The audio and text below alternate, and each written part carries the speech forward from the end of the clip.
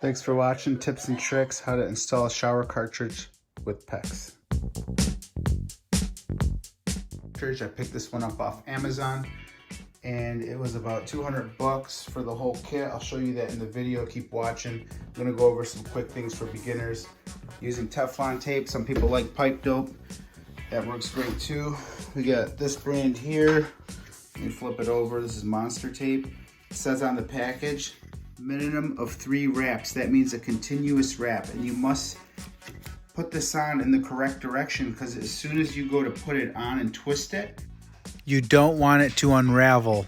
I've got this wrapped on there 4 times, and I'm gonna twist this, hand tighten it until I can't no more.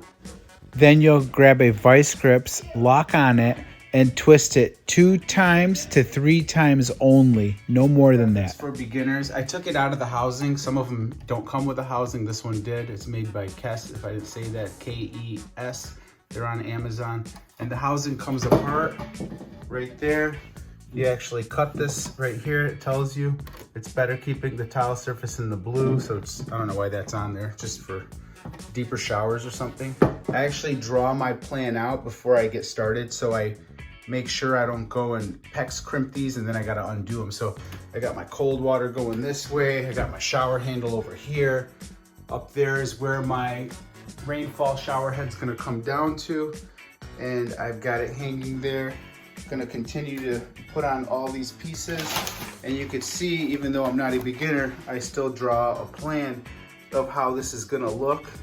I'll put this on here real slow so you guys can pause it just in case you guys wanna copy something, or if you're gonna try to do your own. So I actually have the pipes and showing where they're gonna go to hot water, got your cold water, got your spout coming down here. I drew this out so I didn't like cross these over each other, and you got 2 pipes jumping across each other, so you don't want that. And then you could bend the PEX piping at a 90-degree angle. This is way less, and you're totally safe with that. That's why some people love PEX. It's quick and easy to crimp together. If you guys don't know what PEX is, this is a PEX crimping tool. Some people call it clinch. These are the clinch clamps that go around the PEX pipe. It's so easy to use. You could hardly mess it up as long as you crimp it in the right area. When you go to put that pipe around there and crimp it, do it right in the center of this French it, whatever the heck you want to call it, and then you're on. I picked up real quick. If you guys want to get this, you got your rainfall. I could pull out of the bag if you guys want to see that, but just falls on your head or whatnot. The rainfall. Pull this open. Got a long shower arm. That's almost 20 inches. Got your hand sprayer here. Comes with a knob to turn from, little square knob looks like, and you turn it from the top to the shower sprayer to the spout. Little face plate in here. You guys know what that looks like. This is a brushed nickel kit. This is the spout. I'll pull this out because this looks cool if you guys want to get something like that. This is your spout. It comes out wide like a little rainfall. And then what else you got? You got your shower handle. You got your sprayer. Oh no, that's your shower handle. This is the attachment that goes on the wall that holds the little sprayer or whatnot. So pretty cool. This one's for the beginners who don't know. This attachment right here is where your shower holder on the inside goes, your spout, but I'm gonna have my spout up there. If I can get back here, I can show you guys. Well, that's what's in there right there, because this piece right here actually mounts to the wall, and that way it's secure. You put the screws in on a 2x4, and then you put your spout on there. So if anybody hangs on, it's not loose, if that makes sense. You're gonna be cutting plastic pipe. I got this off Amazon for about 20 bucks, and it ratchets, and it cuts your pipe perfect. And it will just cut it, and you can cock it back. I actually hit it back like that. That's why it opened up, but these things are awesome to cut a perfect straight cut. If you don't got one, go get one. Some people's big question would be, if I didn't put this in there, how do you go from CPVC over to PEX? Over here, what they've done is glued on, or they call it welded because you're not supposed to use a cement, I guess. But then again, the bottle says cement sometimes. It's weird. I don't know. Correct me if I'm wrong on this. Anyways, CPVC pipe going to PEX. This is a slip-on weld on pipe. And when I say weld, I mean glue. All right, so you can use this one here Might be hard to find, so you're gonna go over here and you're like, what kind of glue do you use? There's 10 of them. So you got this glue right here, it says multi-purpose. Read the back of your label if you're worried about which one you need to use, and on the back it'll talk about hot and cold water, because these are pressurized pipes. They need a stronger glue. So drainage pipes, the ones down here, don't need such a stronger bond. You can use the little cheap one, I think it's a gold bottle. But when you got pressurized pipes, and also waiting the right amount of time for it to dry, and that's what I was gonna get to. That's the most important part. If you could read right here, it says handling strength in 2 hours.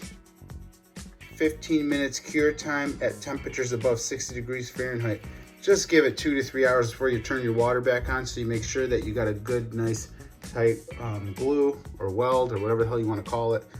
And before you turn on your water, that's the most important thing. So some people will go and put this on, turn their water on, and then it's leaking. Of course it's going to leak, you didn't allow it to dry. I also do make a quick SharkBite slip-on. If not done correctly, it will leak. You'll find people say don't use them behind enclosed walls. What SharkBite looks like right here.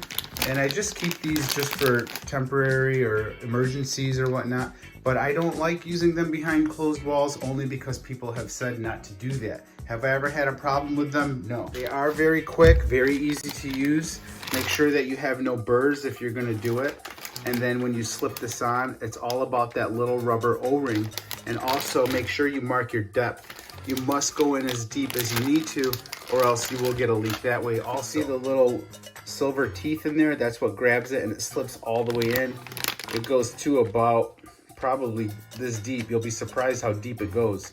So make sure you're going in deep enough. Also, these can be removed if you push this black thing up against this gold thing, and it will push those pins, all the little silver pins, teeth off, and you could slide your pipe out. But I don't like slipping these on and off, because you're wearing out that O-ring or giving a bigger chance that those burrs are gonna cut up that O-ring and you'll have a leak in the future. So one time slip on and let it be. Also, if you're gonna be using the cement, I wanna throw this in there because I didn't really talk about how to use it. If you're not done correctly, it will leak. So how do you do it correctly? First, use the purple primer on the inside. Use the purple primer on the pipe, and I would cut this part off because you got a big glue drip there. So I would cut it about down to here, clean it, use the purple primer, use the purple primer in here, and do it again and do it again. So that's 2 times. You put the glue in twice, one time here, one time there. Again, just do it twice just to make sure. And when you slip this on, you give it a turn. If you're not turning it, guess what? You might get a leak. So give it a nice turn, hold it down for 30 seconds before you let go. Wait 2 hours if that's what the bottle says. Some of them actually say 24 to 48 hours. So make sure you read the back of it. And believe me, the people at the hardware store don't know what the hell they're talking about. Read the instructions. I had a guy try to sell me the one that was made for non-pressurized pipes. He was asking for me to cause lots of damage to my home, but I just didn't say anything to him and walked away. The bottle of your glue on the back does not talk about hot and cold and pressure testing.